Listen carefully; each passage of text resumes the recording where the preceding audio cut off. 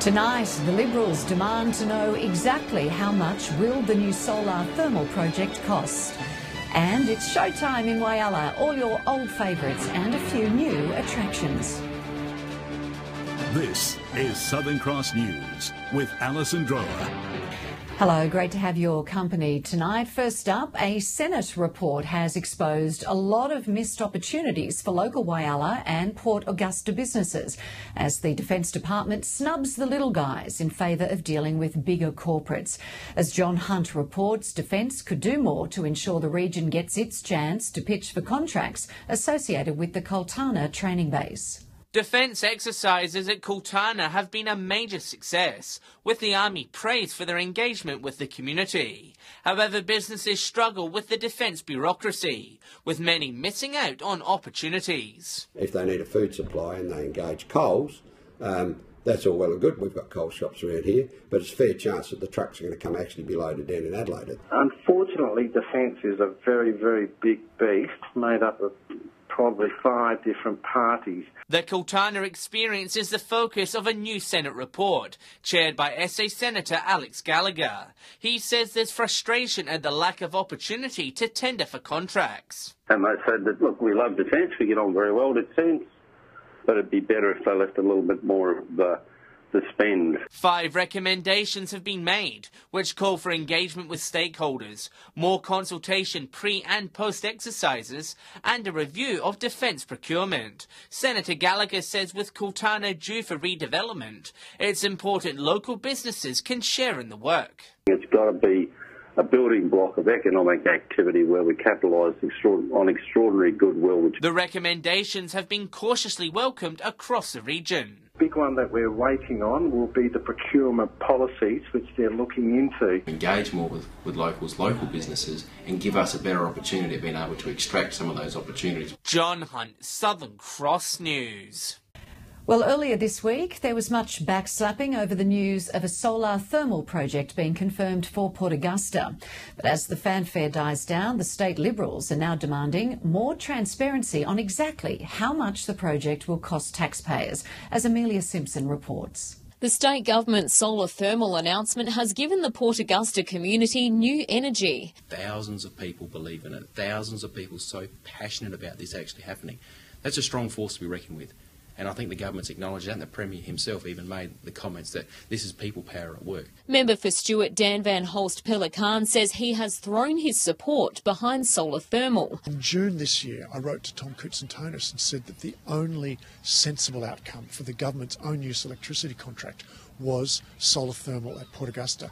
But the announcement hasn't come without concerns from the Liberals. They've described the project as the latest addition to the Weatherill government's chaotic energy plan, and they say the solar reserve contract needs to first be signed, sealed and delivered. So the solar thermal announcement is an outstandingly positive one, but it continues in a string of grand announcements by the government that are not supported by detail that give taxpayers confidence that their money is being spent wisely by this government. Yet Mayor Johnson says there's nothing to hide in the costings. So being oversubscribed means you need X number of dollars, and you've actually got a lot of people knocking at the front door for a better way, actually saying, yeah, we want to lend you the money. He says the community should celebrate what they've achieved. It's not a political football. This is a region actually getting what it deserves, actually getting a future, getting some sustainability back into it. We got Amelia Simpson, Southern Cross News. They say roadworks are the measure of any viable council, and Port Pirie is about to welcome delegates keen to focus on just that. The city will soon host South Australia's local government roads and works conference. Held over 2 days, the conference is all about improving local government infrastructure to benefit the community. And Port Pirie Council is keen to show off what it's been able to achieve in redeveloping the foreshore and boat ramp. So it allows all those people from across the state to come to Port Pirie and see what we're actually doing here. Local governments from all parts of South Australia will be able to compare notes on the planning for any project that involves roads and public works. From the tricky aspect of spending ratepayers' funds wisely to determining what projects should be made a priority. It's a great opportunity for them to hear the latest in technology, to hear the latest in what each council is doing and compare themselves against that, and then to really improve those facilities for our communities. There will be a heavy focus on the logistics of transporting grain from farms to silos, as well as the importance of maintaining a reliable road and rail network for the community. To exchange ideas, and particularly in the areas of infrastructure and road maintenance. And Mayor Rhodey says it's a real compliment for Port Pirie to have been chosen to host the event. So to have over 130 delegates in Port Pirie is a fantastic thing for the city. Rachel Nell, Southern Cross News. A 37-year-old man from Whyalla will remain in custody until his next court date after being charged over a police pursuit yesterday. It's alleged the man failed to stop for Kadina police on Hughes Terrace at Whyalla, driving off towards Munter before heading back to Whyalla where he was arrested. The man has been charged with driving dangerously and driving unlicensed. Federal Indigenous Health Minister Ken Wyatt has made a stop in Broken Hill today to deliver the outcomes of a report that again highlights the issue of chronic illness amongst our Indigenous community. But there are many positives to be found in the results of the 10-year study. Federal Minister Ken Wyatt visited the Silver City today, and he came with some great news. The release of the 10-year evaluation of Marama Health Aboriginal Corporation's 2005 chronic disease strategy showed some incredible findings. What's great about it is the gap closure across a number of areas and they're outstanding results. The number of Aboriginal people having annual health checkups has doubled almost every year. There have been reductions in smoking and drinking rates during pregnancy, and people in Marimar's diabetes program now have blood sugar control significantly better than the national average. Mr Wyatt says Broken Hill and the Far West are the jewels in the crown of improving Aboriginal health. Their focus on children, mums and bubs, through to adults, really means that people in this area are going to have a longer life expectancy because they're tackling the issues at the front end of your journey of life and the health impacts. Mr Wyatt also helped launch the Western New South Wales Primary Health Network's Cultural Safety Framework. Cultural safety in healthcare means designing and providing services that meet the needs of the patient. Mr Wyatt also announced that a Headspace Youth Mental Health Service Centre will be opened in Broken Hill, the 100th centre in Australia. The beauty of Headspace here is it means you're going to have 6 permanent people, but you're going to have at least another 20 associated with that service that will provide incredible support. Patrick Reinke, Southern Cross News. Coming up, your Friday footy tips as always, and also Port Augusta Library stacks up 50 years of being there for the whole community.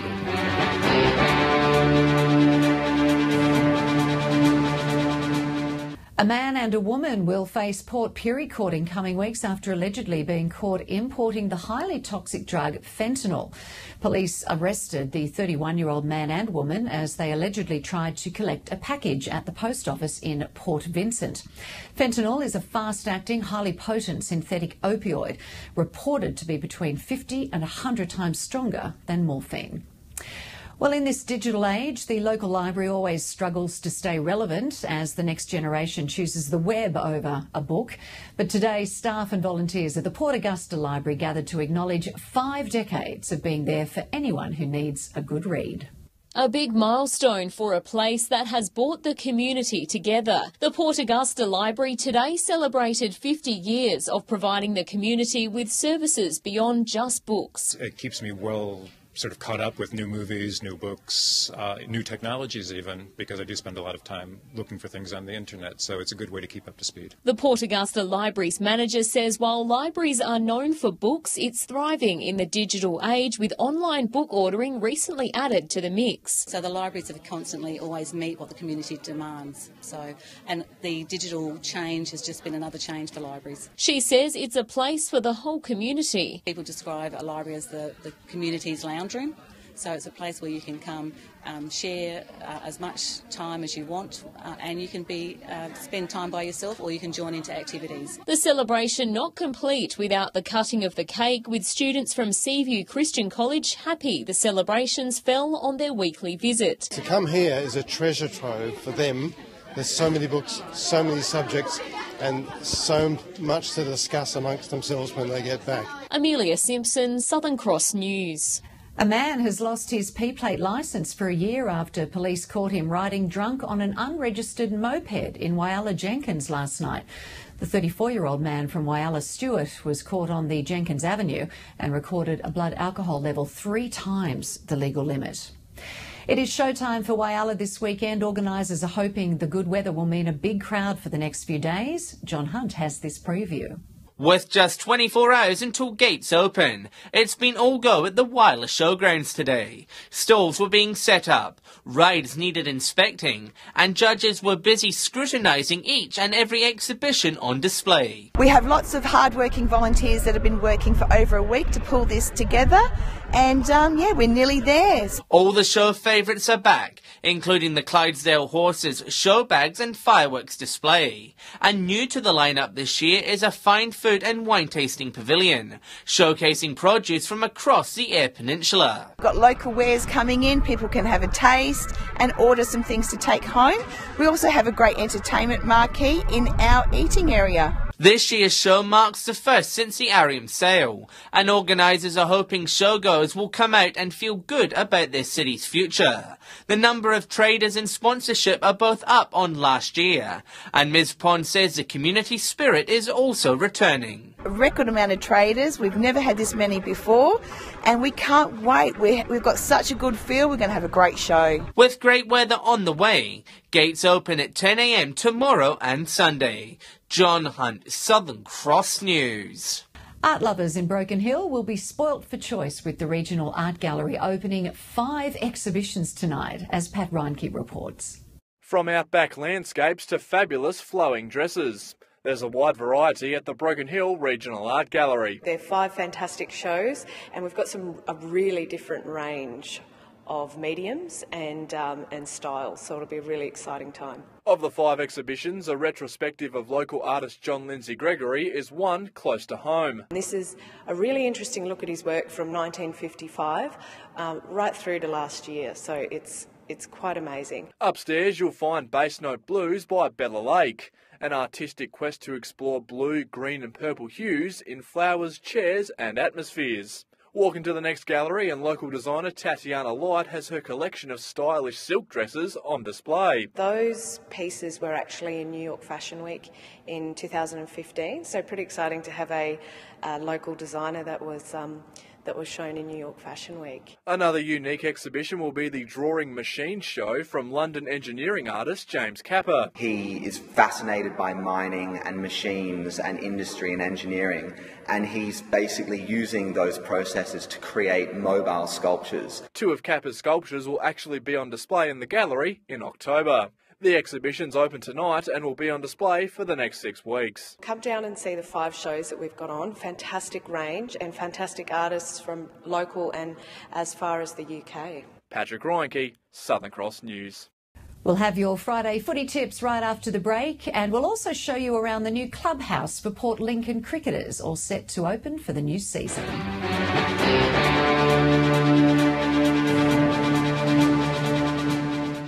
It is that time to check in with our footy tragics and see who's got the drum on who's good for a win this weekend. Here's your Friday night footy tips.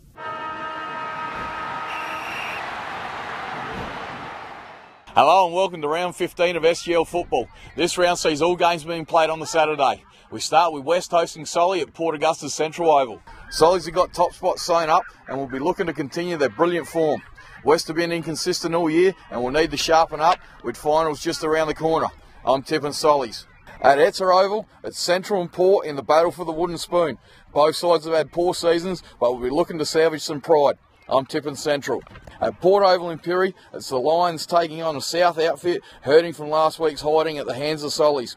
The Lions had to come from behind to beat Central last week, and with a couple of injuries coming out of that game, we'll find it tough going. South will be looking to bounce back after a poor showing last round. I'm tipping South. No changes to the ladder this weekend. We've got the top 4 locked in. It's first game up on Saturday at Bennett Oval. West Whyalla versus Rapina. Roos are the team coming into the top 4 this year.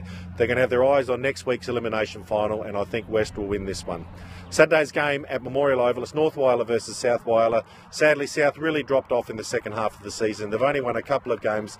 They'll finish bottom after a good season last year, and the Magpies will be too good. And finally, on Sunday at Bennett Oval, it's Central Whyalla versus Marina Bay. Sadly, Sadly for the Bays, they're going to just miss out in the finals. They had some close games earlier in the year, but Centrals are getting their act together at the right time of the season, and Roosters to win. Welcome to Port Lincoln Footy Tips. We kick things off with Mallee Park hosting Tasmans. Mallee Park have one hand on the Premiership Cup already, and I can't see them losing this game. I'm tipping Mallee Park to win this one by more than 10 goals. In the next game, we got Boston's hosting Waybacks at Poole Oval. Waybacks have been in some great form of late, and they should win this one comfortably. In the last game, we got Marble Range hosting Lincoln South out at Wongaree. Lincoln South really need to get up this week if they want to push through finals at all. However, Marble Range have a few players coming back and will be too strong at home. I'm tipping Marble Range to win this one by 5 goals. Round 18 in Broken Hill football this week will see North take on South in what I believe will be a preliminary build-up to the grand final. Two classy sides, both of them looking for a win, but I believe it'll be South by 20 to 25 points. The second game is Central playing West. West just looking to hold on, maybe win one in the last, but I think it'll be Centrals in this by 30 to 40 points.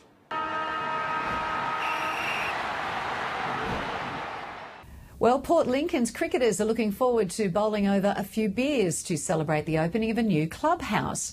The Tasman Cricket Clubhouse is close to being finished near Ravendale Oval, as Jason Kemp reports. Tasman Cricket Club has been a staple in Port Lincoln for well over 50 years. But now, for the first time in the club's history, they'll have their own place to call home. About 6 years ago, we had a bit of a dream about creating a clubhouse, our own identity. Their new clubhouse is nearing completion and falls on the back of many hours spent fundraising in the community. And although the walls are up and the concrete is down, they're asking for a little support to knock over the remaining build. Line it all out and finish it off. We're fundraising pretty hard at the moment. We've bought a picket for Tasman Cricket. We'll get their name on a picket and that'll be there forever. The new clubhouse will be used for local schools and young teams, supporting the next generation of local cricketers. Mums and dads will also have a place to call their own. It's located right next to our nets, so hopefully parents can come in and have a coffee or a beer after work and watch their kids train. But for the most part, the Tasman Cricket Club is looking to support current players with a place to honour their past and cement their future. After trainings, after matches, it's somewhere for us to come and continue to raise money through barbecues and dinners, and hopefully, we can go one better in the A grade this year, and the B grade can push up there as well. Jason Kemp, Southern Cross News. Well, stay with us. After the break, a look at all your weekend weather right here on Southern Cross News.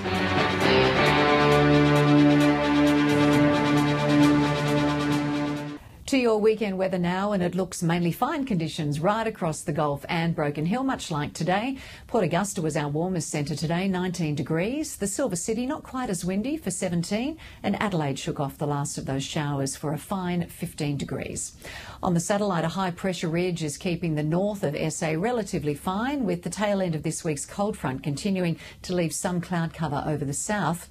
If you are setting sail tomorrow, the winds will be up to 15 knots from the east to northeast on a 2.5 metre swell, decreasing in the afternoon. Sunrise just before 7 and sunset at 5:51.